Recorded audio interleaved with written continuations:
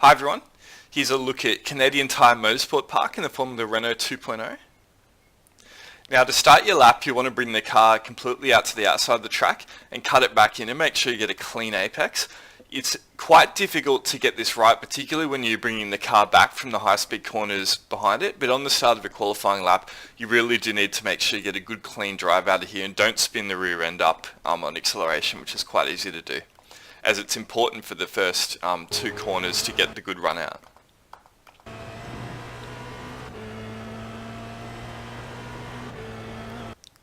Now you're shifting up in the 6th on entry and you want to bring the car in and over with the front right wheel on this inside curb. Now you are lifting a bit. You're lifting a bit on entry.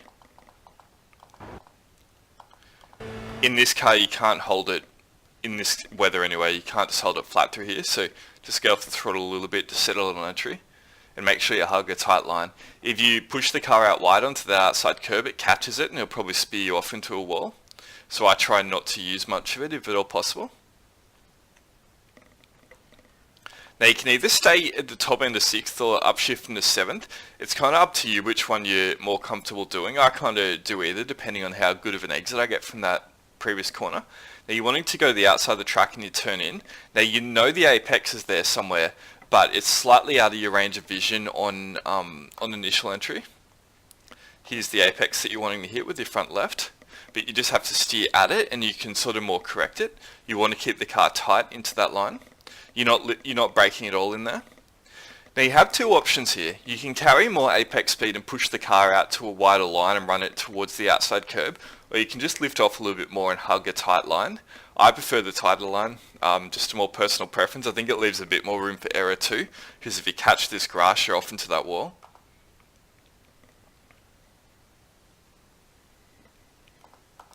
Just do that in full speed.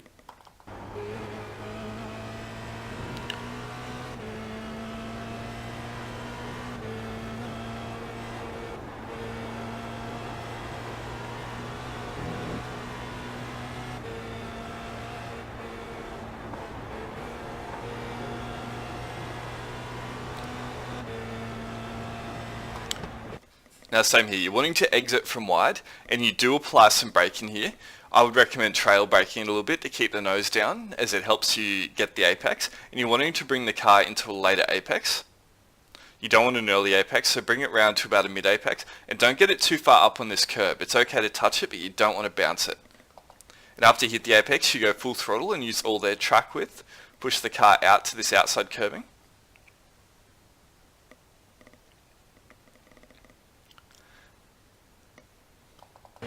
Now down through here you just flat and hug left.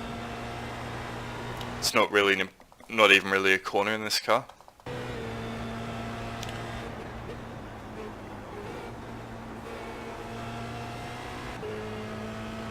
You want to keep it smooth through there, as you can sometimes agitate the rear if you get hard in the throttle.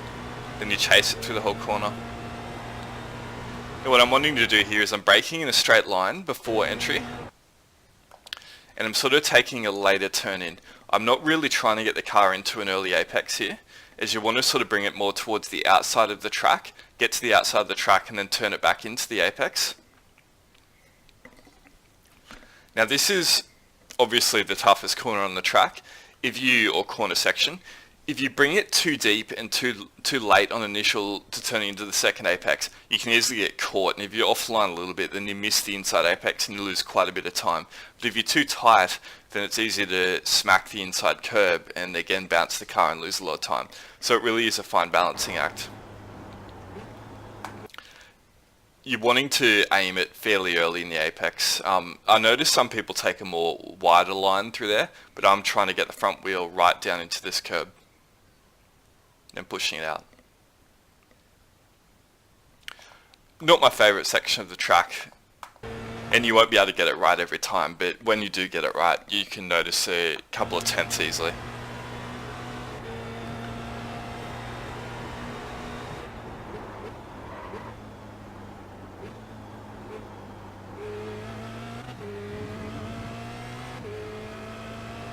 Now just flat out up the back straight.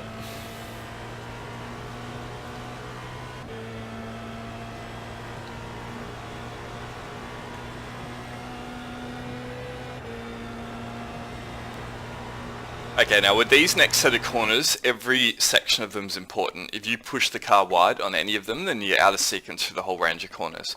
So on initial turn-in, you just want it to lift. It's not a braking corner.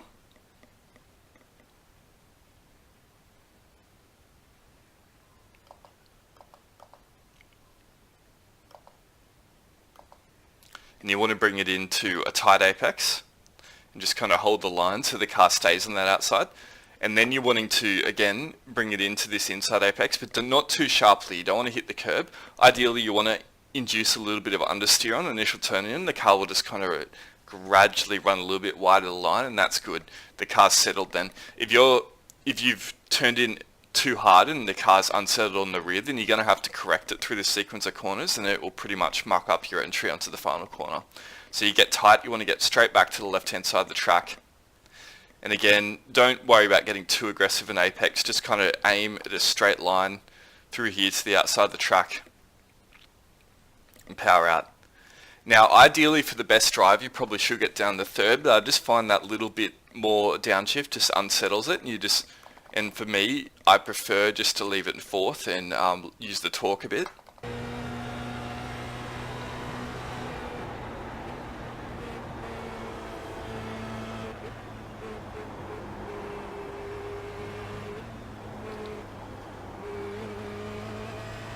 And get a good drive out. And that was a 13.9 in default afternoon.